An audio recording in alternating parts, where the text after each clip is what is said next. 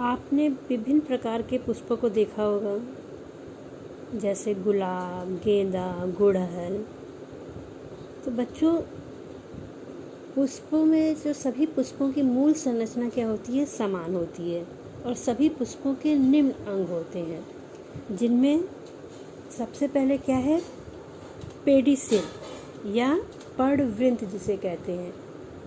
पुष्प जिस डंठल से, तने या शाखा से जुड़ा होता है उसको हम क्या कहते हैं? पेडिसिल कहते हैं। फिर आता है पुष्पासन यानी थैलमस, यानी हमारा पुष्प जिस आसन पर कह सकते हैं, पुष्पवृंत के अग्रस्त भाग पे जिस आसन पर स्थित होता है तो उसको हम क्या कहते हैं? थैलमस कहते हैं। अब इसके ऊपर आता है बाह्य दलपुंज या कैलिक्स। इसको हम क्या कहते हैं? कैलिक्स कहते हैं या बाह्य दलपुंज कहते हैं। जैसा कि बताया है मैंने, यह पुष्प का सबसे बाहरी चक्र है और इसकी इकाई को हम लोग क्या कहते हैं? सेपल कहते हैं। सेपल टर्म से इसको यूज करते हैं। नेक्स्ट और मुख्य भाग आता है कोरोला या दलपुंज जिसको कहते हैं। ये पुष्प का दूसरा चक्र है और यह बाह्य दलपुंज के भीतर की तरफ होता है। यह रंगीन होता है और इसी के द्वारा हम किसी भी पुष्प को पहचानते हैं।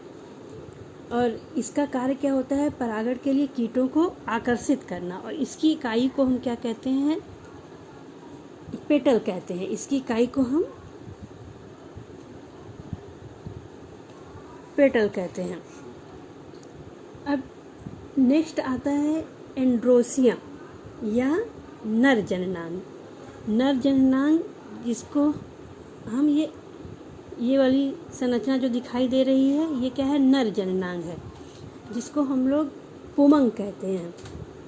और इस पुमंग के भी संरचना को देखने में पता चलेगा कि इसके निम्न भाग होते हैं। ऊपर वाले भाग को हम क्या कहते हैं? एंथर या परागकोश।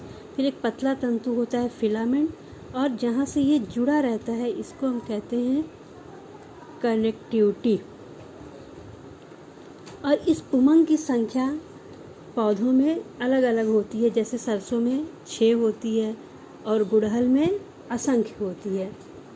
और इस पूरे को हम मिला के क्या कहते हैं? एंड्रोसियम कहते हैं। एंड्रोसियम, जो हम लोगों ने नेसेसरी रिप्रोडक्टिव आर्गन में पढ़ा है।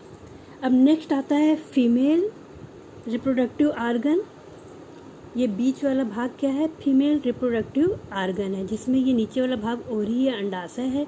एक जो लंबा तंतु गया है उसको स्टाइल कहते हैं, और एक घुंडी जैसी संरचना को क्या कहते हैं? स्टिग्मा कहते हैं। और इसको मिला के हम क्या कहते हैं? गाइनोसियम या मादा जनन अंग। तो इस तरह एक प्रारूपी पुष्प की संरचना में ये निम्नलिखित मुख्य भाग पाए जाते हैं।